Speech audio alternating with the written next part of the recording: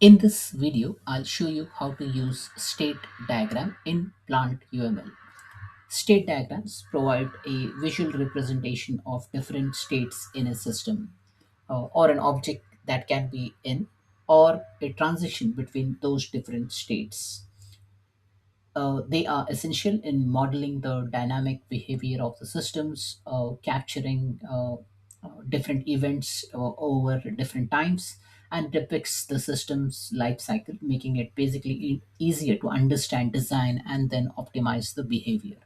So I'm going to make use of VS Code. So as you see over here, this is VS Code, and here I have installed an extension of Plant UML, and also I have uh, installed Java within my system. Now I'm gonna write a simple state diagram PUML code. So state diagram dot PUML, and I will start writing my uh, PML code so that I can build the plant UML diagram. So to start with, we'll start with the syntax start UML. We'll make use of IntelliSense and UML, and we will name it as state diagram. Now, when you write the title, just don't add any space over here. And this is the basic simple code. Now you can write a title over here. This is a state diagram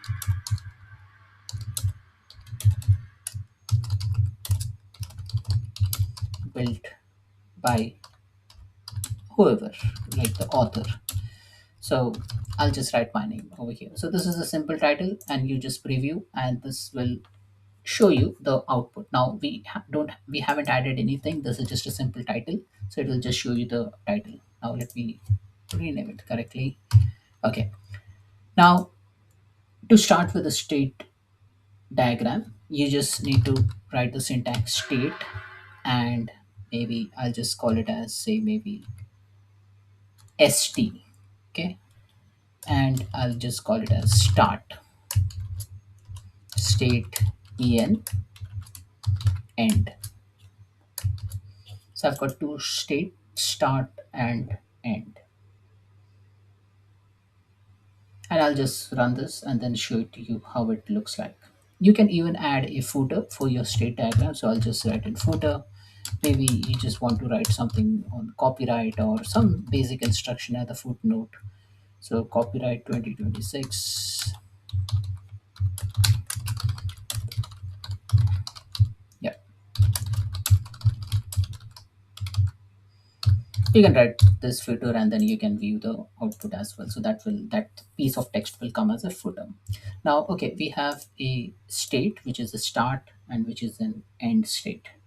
Now you can even have a state, which let me call it as, say, maybe we're building something for Copilot Studio, so agent management as, and we can just write an alias for it. So this is an agent, okay, and so yeah, and then we can just say start with an agent and end with an agent. So end with an agent.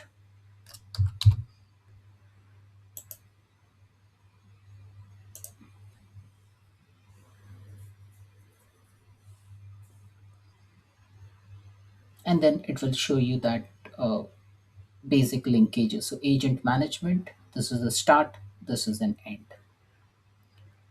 Now, if you want to define something on this agent block, you can go ahead and do that as well. So let me pick up state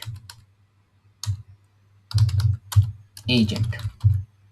And now here I will just add some states within that agent. Okay, so let's say state, maybe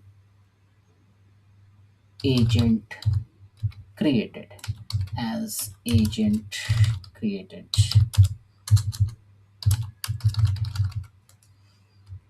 and state invited as invited, and state PA as portal ready. So I'm just writing simple states, and that states will be within that agent state. So I'll just preview it, and you should be able to see three different states being created within an agent state. So you can have that combination within your agent, right? Because as we have used this agent as an alias, it will recognize that, and you can add different component within that. And now you can also have, now state agency as agent created, inv as invited, and ps portal ready. You can establish that relationship. So inv is linked to maybe pa, or maybe agent c is related to inv. So you can have that relationship defined, and then automatically the arrow will point to each other. Now, as you see, INV to PA and agent C to INV, you can see the state diagram linkages available. Now, also, you can do this way. So I'll just establish a relationship between INV and agent C, because we don't have invited and agent created link. But I can even put some text around it, like if agent access is maybe disabled. So I can write this as well. So I'll just preview it.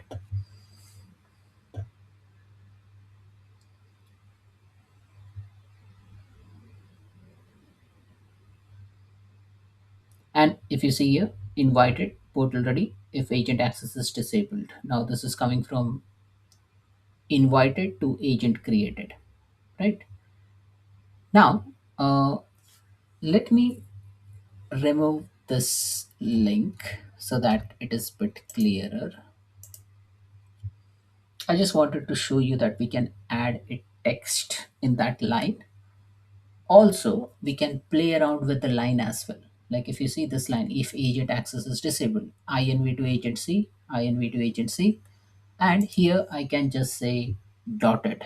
So if I just put in square bracket dotted and put a dash,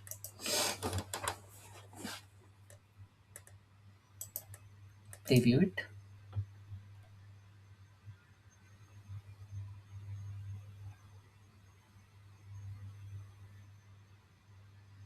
So you can see there is a dotted line. Now, what if I want this agent created somewhere here? Like just go over here in this dash and then increase the dash. Preview it.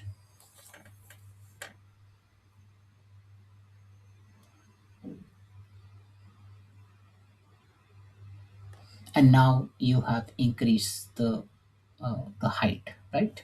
And you have increased the line length, and then it has become bigger. So you can do this as well within your state diagram.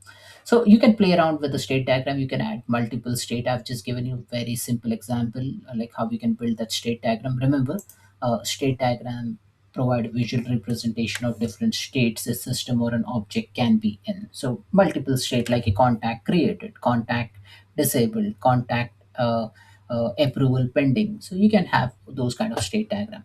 Now, like other diagram, you can even have like, let's see if I can get establish a theme. So maybe skin rows. I'll just put a skin rows, preview current diagram, and you can see that theme for or skin, like as you see over here, the skin rows is not getting applied. So if it doesn't getting applied, you can just comment this, and maybe you can use a theme, which is space lab, and let's see whether the theme gets applied or not. So I'll just preview,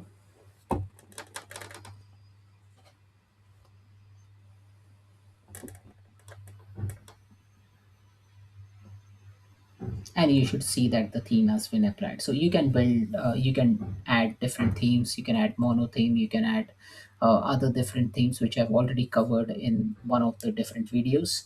So you can have a look into that as well. So that's it, folks. This is all about state diagram for providing a visual representation for different states for a system, and we can capture how they respond to different events over time. Thanks for watching.